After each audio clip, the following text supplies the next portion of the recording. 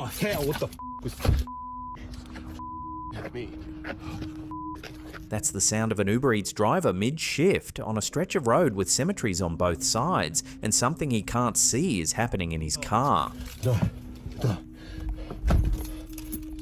Marcus has been documenting his shifts on TikTok as marcus.wilson.xc, growing a following posting from his car between drop-offs. Tonight, he pulls his phone out to film something he doesn't want to look at alone. Cemetery.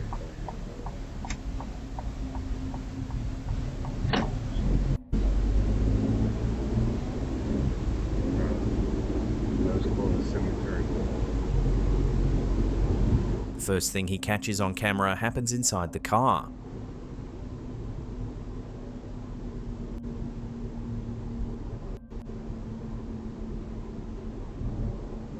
Something appears to fly past inside the car.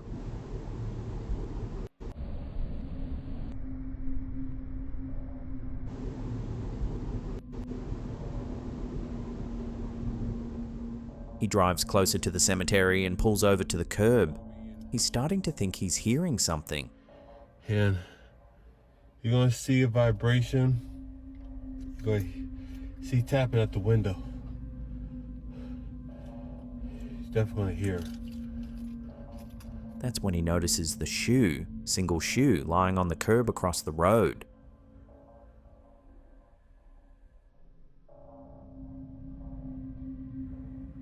What the He gets out of the car for a closer look. hell?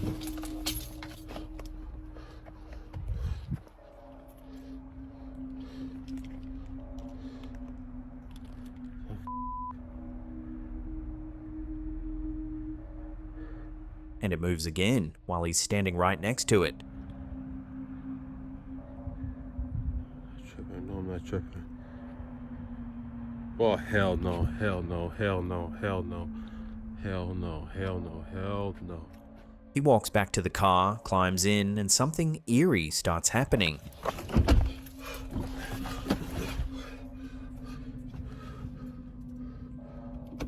What the?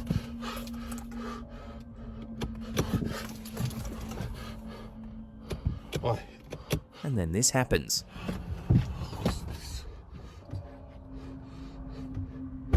Oh hell! What the was? Marcus looks around the car, but there's nothing there. Hell no! Hell no! Nope! No! No! Skeptics could argue the shoe was moved by wind, the door opening was a faulty latch, the handle moved because the car was tilted on the curb. Each of those would be reasonable on its own, but not at the same time, not on the same stretch of road, and not with the same eerie timing like something is trying to make itself known. He said he's not stopping there again, and the follow-up video he posted in daylight, showing the cemeteries on both sides of the road, is for everyone else who might. This one, this whole land right here are nothing but cemeteries. Nothing but cemeteries. So of course,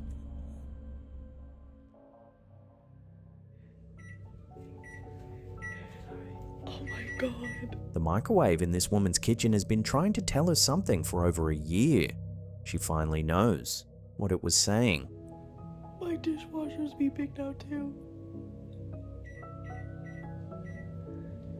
Oh my god. We covered this one a few months ago. Broomin and Bloomin's sister Janet had passed away in an accident, and the microwave in her kitchen had started behaving strangely, beeping on its own, lighting up, refusing to settle. Broomin believed it was Janet trying to make contact.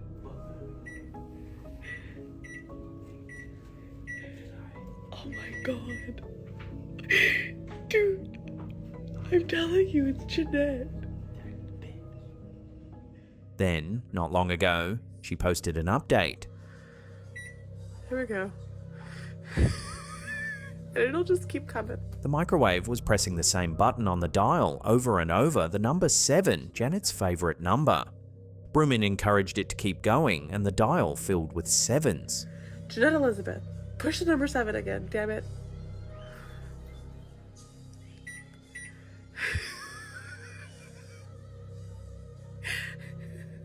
She'd been carrying something else from Janet for a while, Before Janet died, she told Bruman that if anything ever happened to her, she'd want her laptop and phone wiped clean before her dad got them back.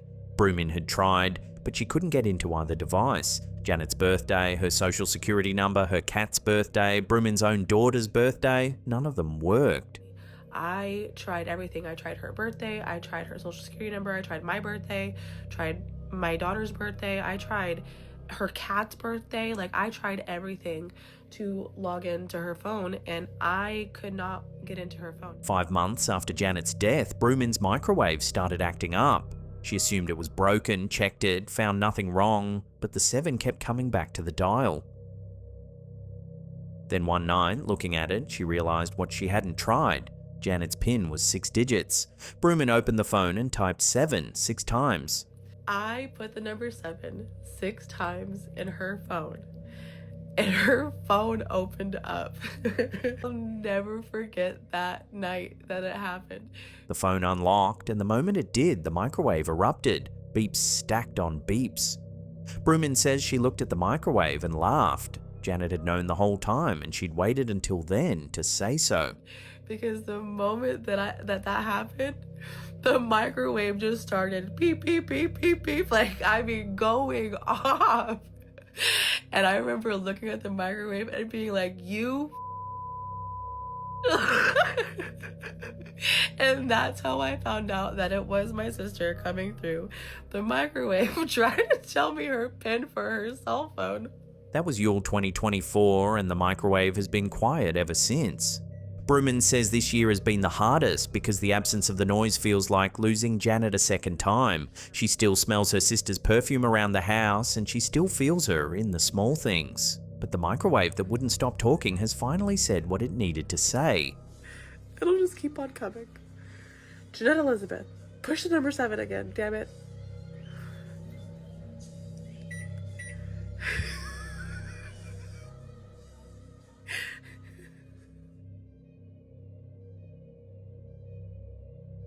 Joe set up a camera in his basement to find what he was sure was a raccoon. He'd been hearing it for days, scratching, banging, the kind of noises a trapped animal would make. He and the friend who filmed this scary video don't believe in ghosts. They'd tried to find them as kids and given up. By their 20s, the conclusion was settled. This is what was on the camera when Joe came back down to check the footage. This video right here is bananas, and it is the most important evidence to poltergeist, I believe, in history when it comes to actual footage. The first thing the camera caught was a box falling off a shelf. Okay, box falls. Ain't nothing big, and I don't know what it's on, but it falls. Okay, it ain't a big deal, right? It looked like there's a little tension going on that box. Look at that. You see that? How it's tilting? It just snapped into place like that. Watch, it gets worse. You tell me how a box moves like that. It's impossible to make a box move like that. Then 4 items on the table behind it started shifting at the same time. Watch all this stuff on the table. How many items just moved at once? 1, 2, 3, like 4 items on the table moves at once. Do they all go in on itself? Bro, they all kind of went in on itself. Then everything on the table flies off in a single moment. Did you see that? Everything flew off the table. It happened so fast, but you can see it. You can see, like, this is obviously not there no more. It is not there no more. Joe was halfway down the stairs when he felt something was wrong. He'd come down to grab the camera and review what it had caught. He didn't know yet that the camera was still recording, and that the most violent moment of the entire night was happening at the same time as his arrival. He heard the crash behind him and ran for his life, back upstairs. His friend has been showing the footage ever since, calling it the most important piece of poltergeist evidence on the internet.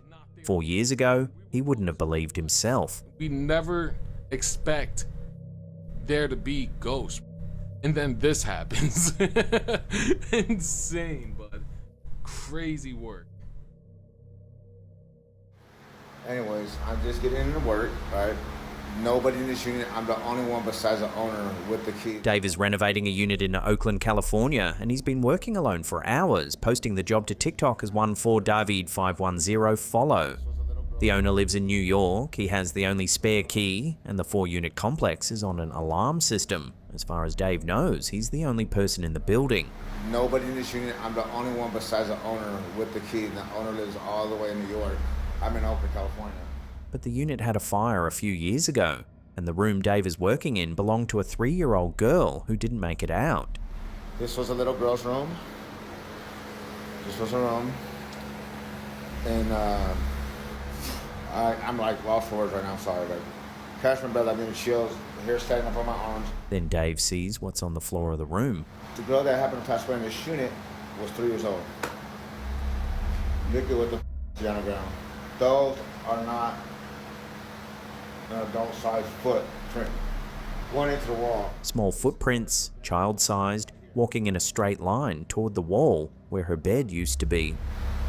An adult-sized footprint. One into the wall. This is where her bed was at, right here. He's been hearing things in the closet, small laughter he'd assumed was coming from outside, and something brushing against his ear. And I've been here, and little kids laughing. I just thought it was coming from outside, but it's like a little. I felt something go like this to my ear. Yeah, I hear all the activity coming from that closet, and right here. But this really baffled me. Then his microphone picks up something it shouldn't have. Even if it's haunted, you know. But yeah. No. But yeah. It sounds like someone saying hi. Yeah. No. But yeah. Dave doesn't run. He stands in the room, looks at the footprints, and tells her he means no harm. He calls himself Uncle Dave and says he's just fixing up her room for her. We got paranormal activity. Look at these little feet. Look at these little cute little feet. If you're in here, ghost, I mean no harm. I'm Uncle Dave. You call me Uncle Dave. Just fixing up your room for you. Skeptics could argue the footprints came from his own shoes at a different angle, that the audio is a glitch, that the empty complex isn't really empty. But Dave isn't looking for skeptics. He's looking for a 3-year-old girl who was in this room before he was, and who he says is still in this room with him.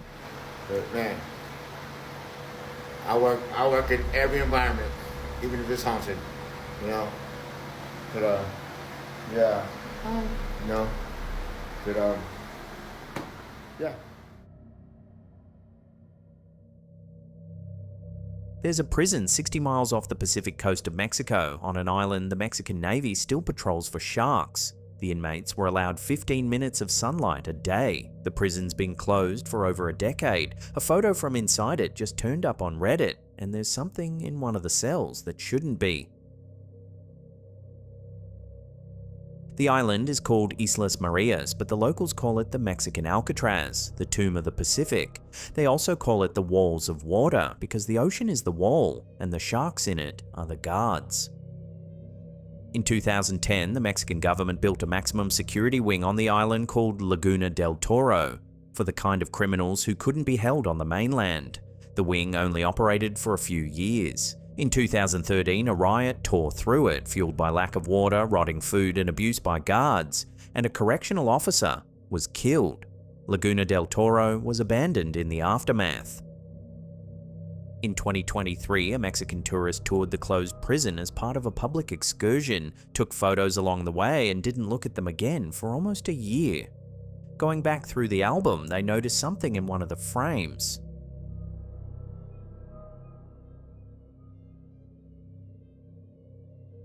In a barred cell on the right side of the corridor, behind grates that haven't held anyone in over a decade, a face is looking through the bars. The photo was posted to Reddit's Paranormal forum, asking what other users thought it could be. The OP said it looked like it was smiling, but not in a kind way. Skeptics could argue it's pareidolia, a trick of light, peeling paint, catching the camera at the wrong angle. But the prison was empty when the photo was taken. Whoever was inside the bars was inside them long before the tourist got there.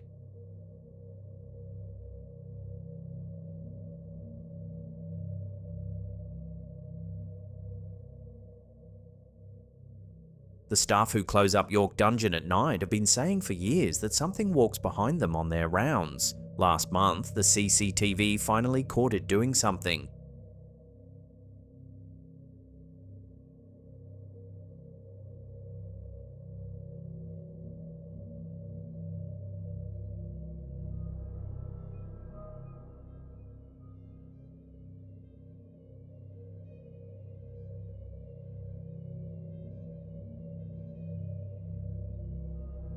York is regularly cited as the most haunted city in Europe. The York Dungeon, a tourist attraction on Clifford Street, has spent 40 years walking visitors through 2,000 years of the city's darkest history: the Viking invasions, the Black Death, the witch trials, Guy Fawkes, the highwayman Dick Turpin. The building sits in the middle of all of it. A few weeks ago, a CCTV camera in the gift shop captured something happening on a shelf in the middle of the night. The shop was empty, the doors were locked, and no staff member was present.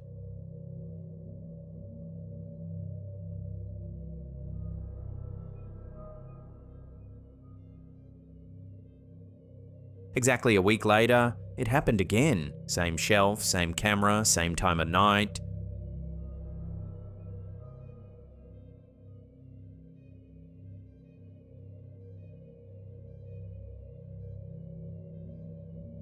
ITV Calendar covered the story, and the dungeon's owners called in a team of paranormal investigators to spend a night in the building.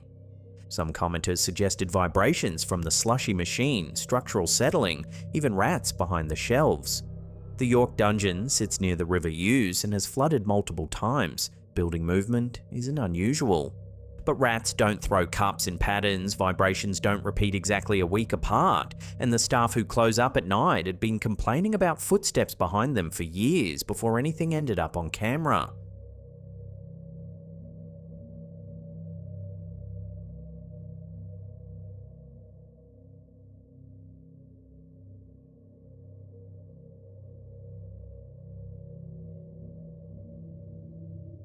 Don't move. Don't move. Okay, just hold. You can hold it. A clip went viral last month claiming to show a Qigong grandmaster scalding a patient across the room using nothing but emitted energy. The caption promises the same technique can cure cancer.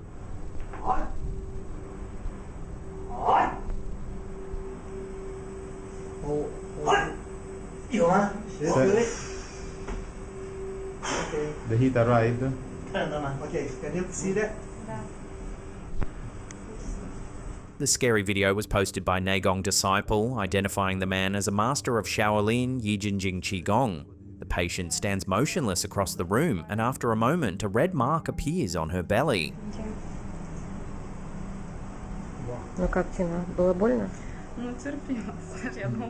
Yijinjing is a real Chinese Qigong tradition. The exercises themselves are documented, and the practice has measurable benefits for flexibility and stress. But scalding skin across a room isn't part of what Qigong has been shown to do. And the claim that the same technique cures cancer is something oncologists and the World Health Organization have repeatedly warned against. Skeptics point to cupping and moxibustion, traditional Chinese practices that apply actual heat to skin and produce exactly this kind of redness. Stage performers around the world demonstrate energy strikes that turn out to be standard sleight of hand.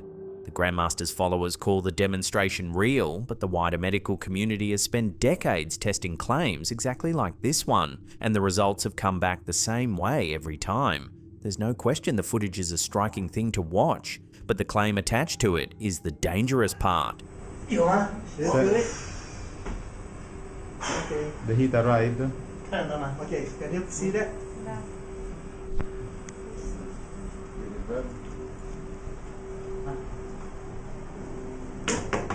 It was heat. What do you feel? Yes, it's Heat. burning, Burning. like fire, like.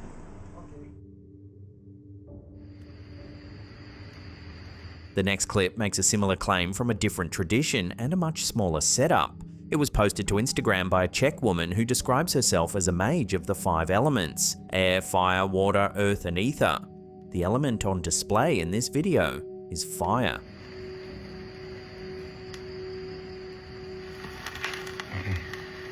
No, not looking. Consent.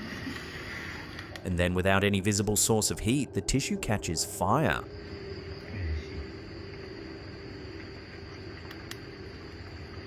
Keep going, sir. My power down already. This ring, one can consent until finish. Cannot like that, must be until finish. The caption translates roughly to, "It is said that whoever masters the elements becomes a magus. I had the best teacher. Let this power heal and help through me." She signs off, telling unbelievers they can come over and see it for themselves, and that she's off to get a beer. Elemental mastery shows up in almost every esoteric tradition: Greek, Indian, Tibetan, Hermetic, and pyrokinesis. The supposed ability to ignite objects with the mind has been a fringe paranormal claim since at least the 19th century. But igniting a tissue is also one of the oldest tricks in stage magic. Flash paper, tissue treated with nitrocellulose, burns instantly on the slightest spark. Small heating elements and chemical accelerants can be hidden in a palm or under a fingernail. The trick has been part of working magicians' toolkits for over 100 years. She invites unbelievers to come over and see for themselves. Whatever's happening just above that tissue, the woman in the video doesn't appear to care whether you believe it. She ignites the tissue, ends the recording, and goes about her evening. No, not looking, consent.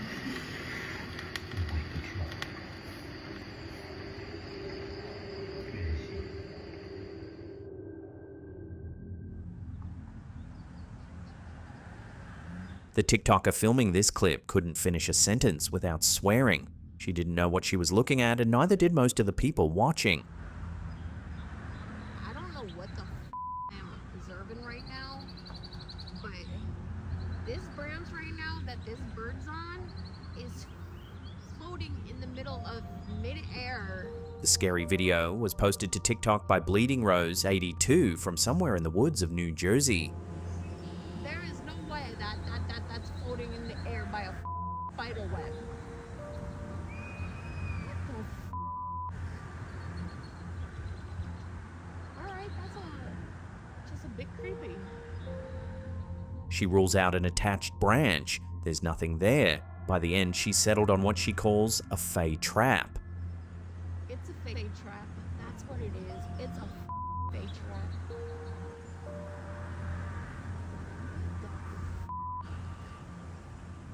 In folklore, a fey trap is one of the oldest warnings in European mythology, a deliberate arrangement of nature meant to lure curious humans into the world of the fairies. Rings of mushrooms in a meadow, twisted braids of branches in the canopy, perfectly arranged stones at the foot of a tree cross into one, and you don't come back the same. The lore crops up across Celtic, Germanic, and Slavic traditions, and New Jersey, with its long history of strange Americana, the Jersey Devil, the Pine Barrens, has become one of the modern hubs of the online fairy revival. The rest of the internet has reached for a different name for what's happening up there, a glitch in the matrix. Whatever you call it, the branch is still hanging there in the New Jersey sky, and nobody watching has been able to explain it. I don't know what the I'm observing right now, but this branch right now that this bird's on is floating in the middle of mid-air, attached to nothing.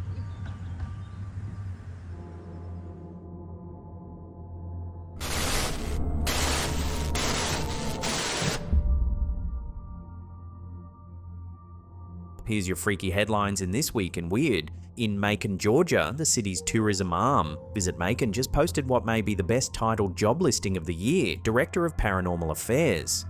The role description reads like a slapped ham episode brief. Quote, "You will serve as narrator, historian, host, and occasional instigator." Macon has the receipts to back it up. Rose Hill Cemetery dating to 1840, the Antebellum Hay House, the 1842 Inn, the Cannonball House, all already on the city's ghost tour circuit.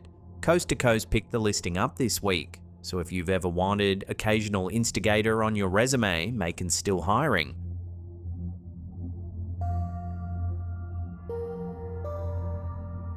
From haunted Macon to Ohio's wooded corridors, where Bigfoot's getting a second look.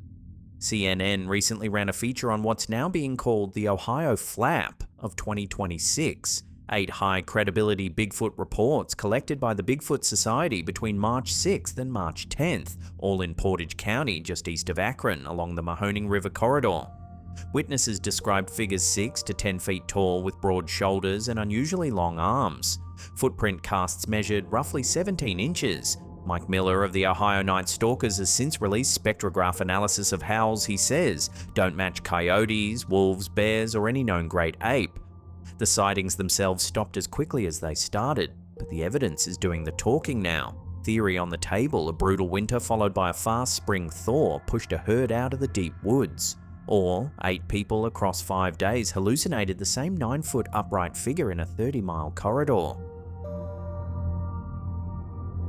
And while we're on Bigfoot, quick heads up, the Slapped Ham Bigfoot merch line is live at slappedham.com. Tees, hoodies, stickers. The link is in the description.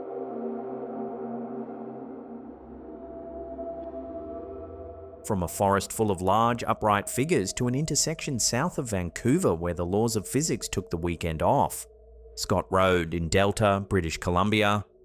A motorcycle collides with a sedan around 3 p.m. local and somehow ends up suspended high above the intersection, the front wheel hooked around a traffic light pole. The rider survived with serious but non-life-threatening injuries. The driver of the car wasn't hurt. Delta police say speed was a contributing factor. The internet's physics crowd is less convinced, pointing out that the upward force required to lift a motorcycle to traffic light height would, in any normal collision, kill the rider. CNN, CTV, Global News all running the story. Glitch in the Matrix? Or one of those crashes where the universe just forgets to file the paperwork?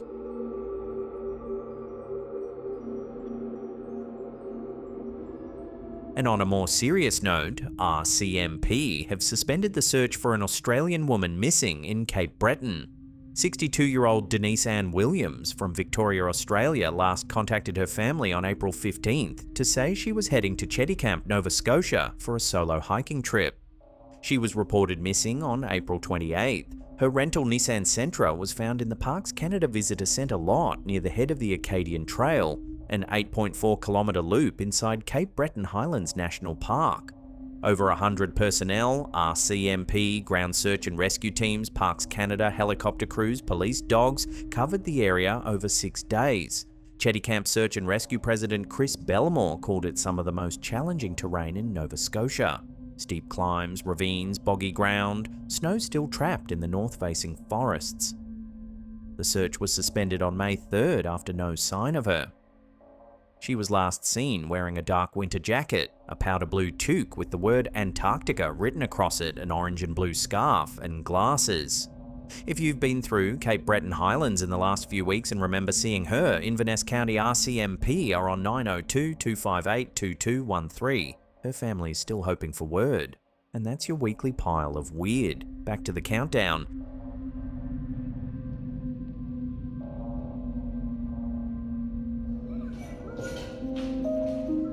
This clip was posted to TikTok by @Nikki Viana, and what her baby monitor caught is unsettling. You guys ready to move grandmas? You excited? Mama? Are you excited? As you can see, out of nowhere, cabinets on both sides of the kitchen appear to open all by themselves.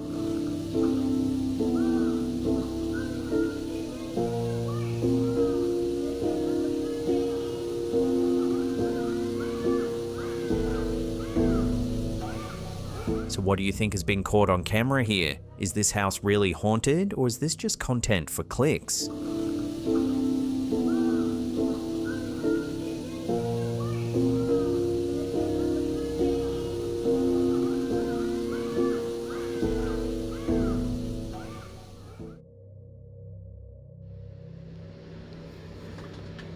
This brief, slightly bizarre, scary video was sent in by a viewer named Lloyd, who was folding his laundry when something strange started happening with one of his socks.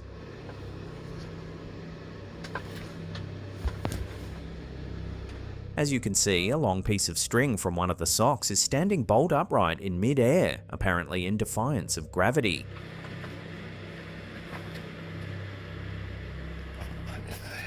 Lloyd's best guess is static electricity, though even he admitted it seems a bit extreme. The string, for whatever reason, didn't seem in any hurry to lie back down.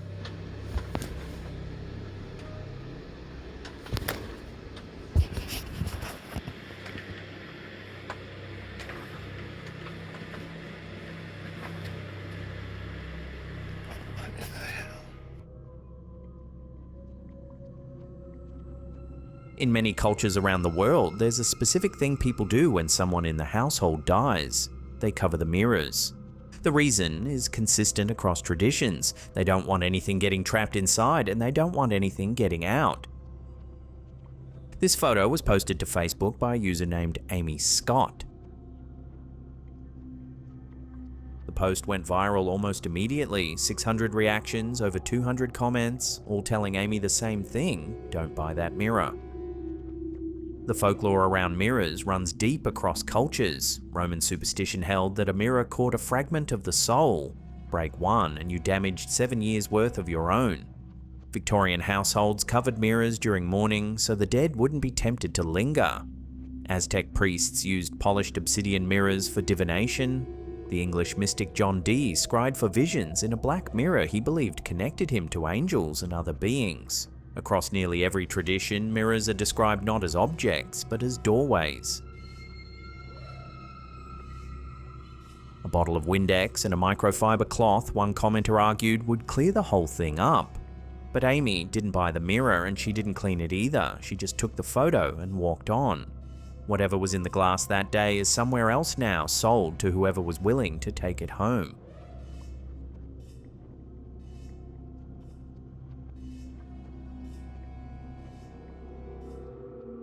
Before we get to that #1 spot, remember to hit that subscribe button, then tickle that little bell icon there and turn on all channel notifications. That way you'll be in the loop every time we drop our scary and mysterious videos.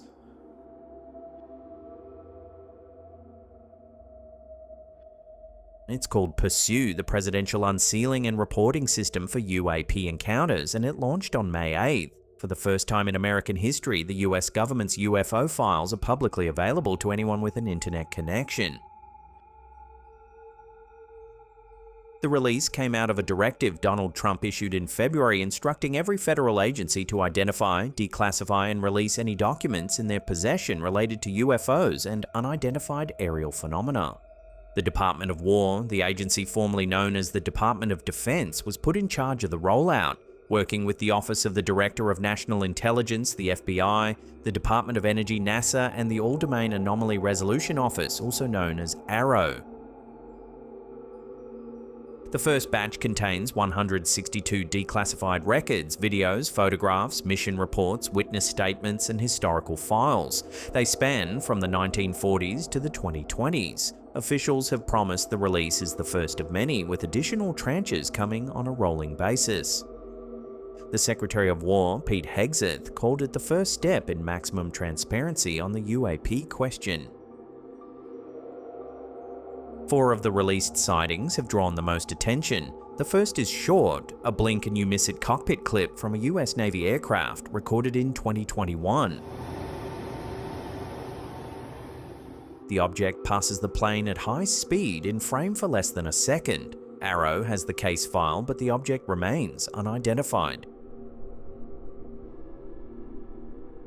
The second is the opposite, almost 18 minutes of military sensor footage from Al Taqaddum Air Base in Iraq. An object hangs in the infrared feed, seemingly suspended in mid-air.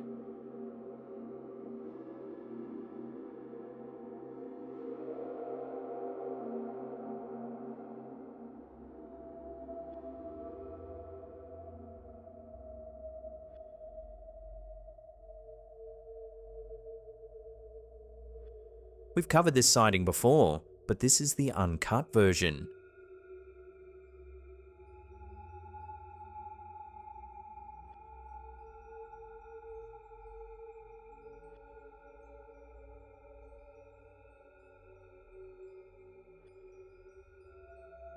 AARO investigated and concluded that it was a probable cluster of balloons distorted by sensor angles, but most internet pundits aren't buying the explanation.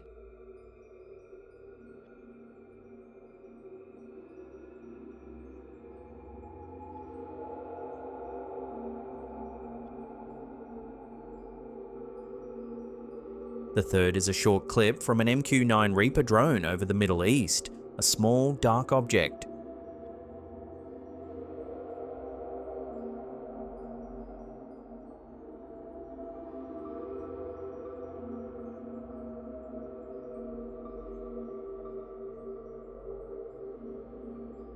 Arrow reviewed it and noted that the object doesn't show clearly anomalous behaviour, but what it actually is, they can't say.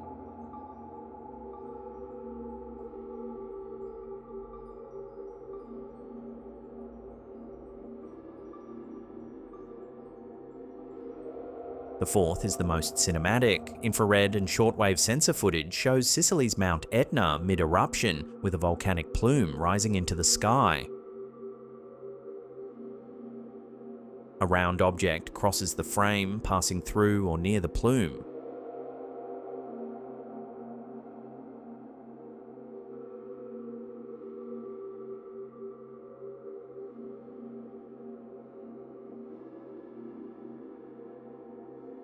Arrow's conclusion: a balloon at distance distorted by extreme atmospheric conditions around the volcano.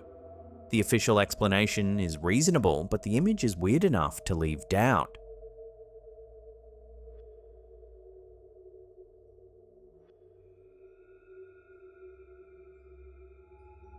The reaction to the release has been mixed. The astrophysicist David Whitehouse reviewed the material and said most of it consists of optical artifacts, fuzzy blobs, light smears, and obviously balloons. He found no evidence of anything artificial or alien. UFO researcher John Greenwald of the Black Vault took a different angle, pointing out that the Department of War is choosing what to release and how, and that this first batch, he believes, doesn't include the good stuff.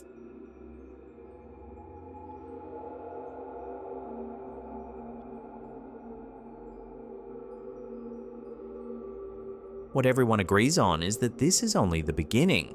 The Pentagon has promised additional releases every few weeks. The next batch could contain more of the same, or it could contain something else entirely, the kind of footage that's been kept off the public record until now. For the moment, the website is live, the files are downloadable, and a country that spent nearly 80 years arguing about what's in its skies can finally look at the evidence for itself.